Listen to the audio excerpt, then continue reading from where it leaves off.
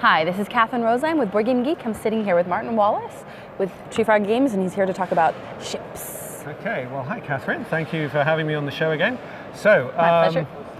Okay, so this is the latest Tree Frog game, possibly one of the last ones as well. Oh. Yeah, because we're not publishing games anymore. Really? Yeah, really. Oh, big news. Yeah, well, no, it has been out there. I've just not made a big public announcement. No. Some people know, but yeah, so this will be one of the very last ships off the line. So, yes, so this is a game that kind of rounds off the history of transport games that we kind of started with Steam, Age of Steam. We did Automobile, we did aeroplanes, and so this was always intended to kind of finish off that line of games.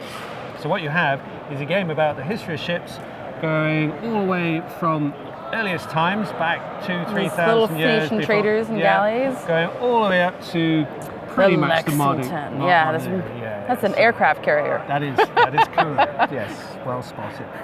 So the aim of the game, as ever, is to score victory points. Of course. Each player has their own little display over here. And this is nice because it pretty much tells you everything that you lift that up? need to do. So show it put here. that in here. So each player starts with a display, and then you've got 3 sets of ships. So you've got galleys, you've got sailing ships, and you've got steamships. So the game's split into 3 areas. Whoever the first, on your display here, this tells you your warehouse. This is how much stuff you can store, and then you have your bank, and then you have these discs placed on here. These are your action cubes going here, so you've got your own color, and then you've got 2 black ones that you start with. These are the actions you can do. So the game plays from 2 to 4 players. Whoever the first player is, what happens is, at the start we're in the galley phase. So we look at the galley phase here, it's got 2 red cubes. That means you take 2 cubes from here, you stick them down here. You've now got 2 actions. And to do an action, you simply take a cube and you place it in one of these boxes here and do that action. So the most common action is place a ship. So if I place it in here, that means I take one of my galleys, and the very first player has to place it either here or here. Now, every ship comes in pairs. So there's a trader, there's a warship, trader, warship. So this, at the moment, we're placing at this level here. Again, we've got age 1, age 2, age 3, going up all to the way age up 11. to age 11. Okay. The very first ship has to go in here. Now, if I place it in trading, then what that means is I take another cube from here and then I place it in a trade box. Okay, so, and at the beginning of the game, it has to be in the lowest level. So we start over here in the eastern med. So, and wherever I place it determines what I get. So if I place it here, that means I take a piece of metal. So I take a piece of metal, I put it in my warehouse. Okay. If I place it here, now the problem with that's a warship. Now to place it there, I have to chuck in some food. So if I don't have any food, because if you're going to send some people to war, they need to be able to eat. They need to eat. Yeah. So say I do have some food, I go, okay, yeah, I'll chuck it in there. And then instead of placing a cube... That's indicated by the food token up in the corner. So if I do that, then what I do instead is I take one of my discs from here and I place it in a circle, and I get whatever's in the circle. So if I place it here, I get 3 victory points. If I place it here, I get a black cube. If I place it here... You get to choose. Well, no, if I place it here, because I've got 9 cubes in here, but I've also got all these additional cubes over here. If I place it here, I can take a cube from here and I add it to here. So it's very nice. This is like my blood supply. Yeah. So it circulates. So the more cubes you've got, the longer you can go before you have to refuel. Get cubes back. Refuel. Okay. And also, when you take a disc, you see how you got your warehouse and your bank? At the moment, you can have up to 3 things in your warehouse and up to 2 gold in your bank. If I take that from there, I can have up to 3 gold. And if you take it from the other one, then you increase your warehouse. So you strategic, depending on where you're taking things from, that'll give you advantages later. Absolutely. Okay. So, I say placing a ship, that is the most common action. It gets a little bit more complicated because once we start getting ships here, you can then start placing the next level up. And the cost is 5 in navigation tokens. That's these little things here. So if you want to place here, then the cost is 5 navigation tokens, but you get a discount of 1 for every ship in the previous level. Oh, okay. So at the moment the cost is 4, but if there were 4 ships in here, the cost would be 1. If there were 5 ships in there, then the cost would be 0. And it doesn't matter about the color. So eventually, at some point, somebody's going to place here. And whoever places here first gets 3 victory points. Okay? So then this... So you can place more ships than each of these, I'm assuming then. Yeah. So, you know, eventually you place here, and then at some point, once there's enough ships here, then you can place at this level here. Okay? Now, this is where it gets more interesting, because here, the first person to place here gets 3 victory points. However, everybody who's over 1 level behind, in this level here, every ship there, they lose a victory point. Okay? If somebody places in here, then everybody here loses a victory point per ship, and everybody here loses 2 victory points per ship, and then the ships are killed.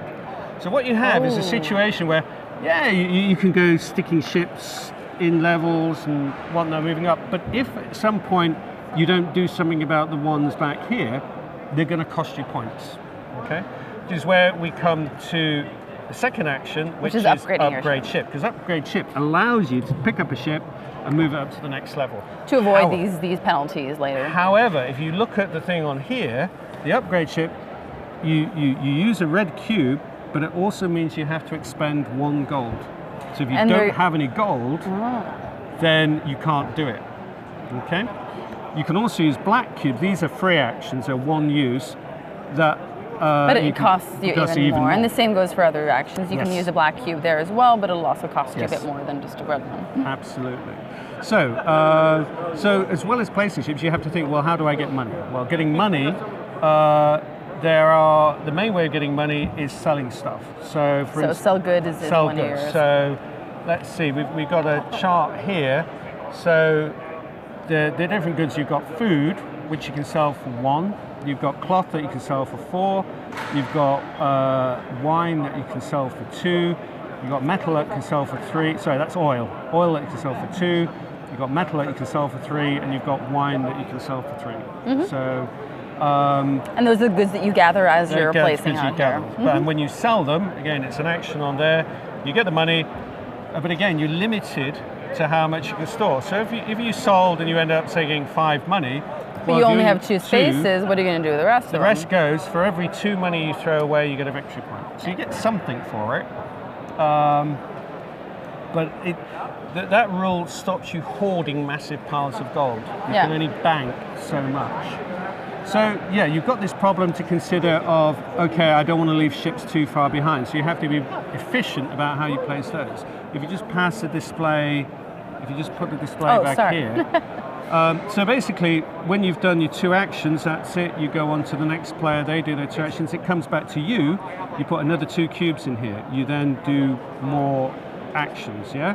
And then you're gradually using up your blood supply, yeah, because if you remember, as well as going onto here, they'll also end up on the board. So eventually, you're going to run low.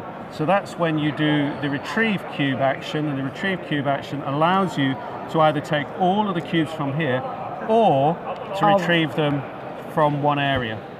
Okay? So if we go back to the way the areas work, at the beginning, the areas work a little bit like this track in that you have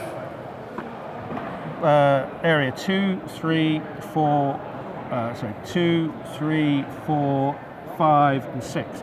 So eventually, this area is going to get full up with cubes, and in the same way as this track works, the cost to going from here to here is 5 navigation points, less 1 for each disc. So if there are 5 discs in here, the cost is 0. Whoever goes here, the first player to go here, there's a pause in the game, and you score points for area 2. So every cube is worth points equal to the value of the area. So in this case here, red would score 2 points for that. 2 points for that, 2 points for that.